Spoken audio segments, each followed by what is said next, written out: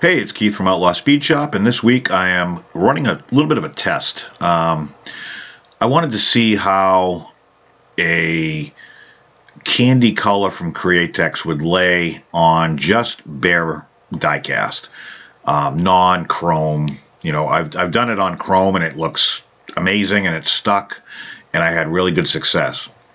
However, I haven't just stripped a car and tried it, so I figured if I'm going to do it, I might as well do it right and get the real look that I was looking for. So I have this Buick that I wanted to take the wheels off of, and Buick or an Oldsmobile, I don't even remember now.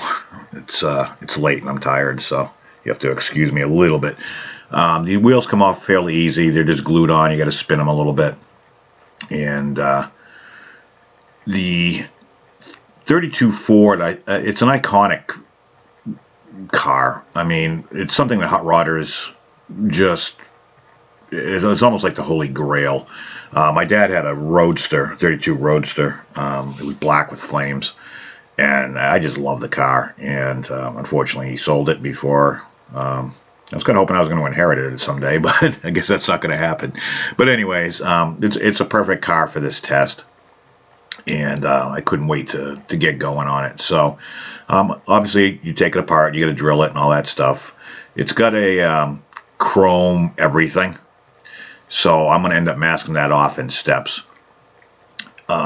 Plastic bases, not my favorite if you've watched any of my videos. However, they are easy to work with. The little tabs, there's two on one side, one on the other.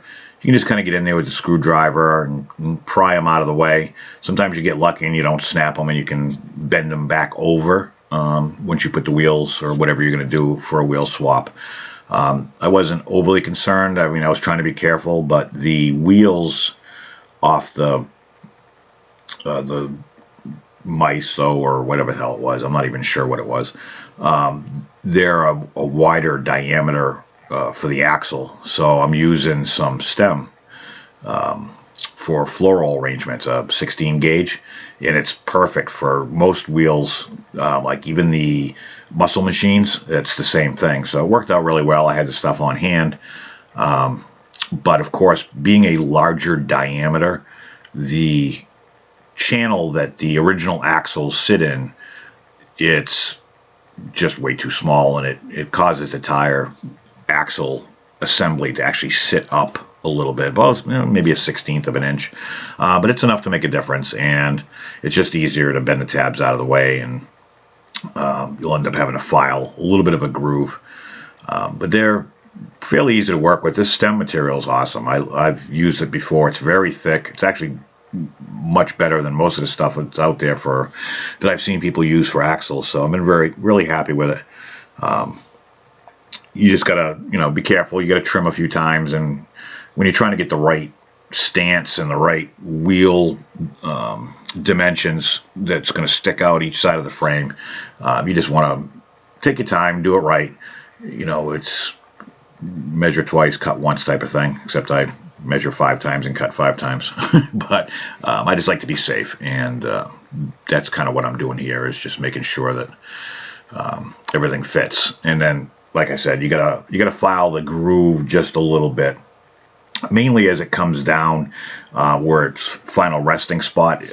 They're usually grooved almost like a V, so the file just kind of makes it that V a little bit bigger and a little bit wider, so that a wider axle will fit in there, no problem. And don't overdo it, otherwise it's going to be sloppy and they're going to sit a little cockeyed. So just take your time, do it right. I had fun doing this. I find this kind of therapeutic, and especially after a long day. Actually, I just got out of work. I've been there for 12 hours. I'm just exhausted, but the house is quiet, so it's good opportunity to record a video. Again, once the wheels are in, sometimes in this case, the motor and interior, sometimes they're separate. You want to make sure that those are clear with the bigger axles. Sometimes they use those to actually hold in the actual axles themselves. So sometimes you got to groove those out. In this case, I didn't have to. It worked out really well. But you always want to make sure you fit it. Make sure everything sits flush. and you get a perfect alignment for how you want for a stance. Sometimes if you got to raise it up a little bit higher, sometimes you do have to grind away a little bit out of the interior. So the next step obviously is to strip it. I've already tapped it off screen. I love the I don't want, it's not flat black, like a satin black finish on these, but not really ideal for what I'm trying to do here. Ideally, this was going to be a rat rod, and then once I stripped it and saw how clean the body was, that's when I decided to kind of do a test on this. So I masked off the everything but the grill shell on the interior chassis slash motor, everything, because I want to paint that the same color as the car. And then on the frame, I wanted to paint the frame as well, but it's got a mold line that runs right down the middle on both sides. So I'm just going to file that off. I'm not concerned about how it's going to look because I'm going to paint this anyways. I'm using a Tester's Chrome. So ideally, what I'm going to have here is I'm going to have my zinc finish, or my zinc finish on the body of the car. That's the Tequila Yellow Candy2o that I'm using from Createx. But if you'll notice, I got the chassis painted with the chrome paint. I've got the grill shell, which is the standard plastic chrome. And then I've got the body, which is the die cast. So I'm going to paint them all the same color at the same time. So mix a little 40-30 in there, balancing clear, mix that in. I think I put about 40% in, then about 5% of the, 5 or 10% of the reducer. So I'm painting 3 different substrates with 3 different finishes with the same paint. So that's kind of where the test comes in. And on the older 32s, or when somebody does a custom, they paint the chassis, or a lot of times they'll paint the chassis and the frame the same color as the car.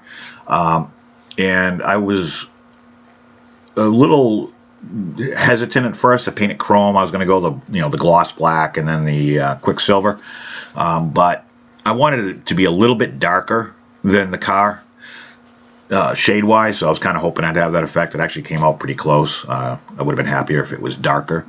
So I'm putting direct, I didn't do anything aside from clean it. I wipe soap and water and then mineral spirits, let that dry, and I put 3 coats of the Tequila Yellow on everything, on the grill shell, on the body, and on the chassis as well.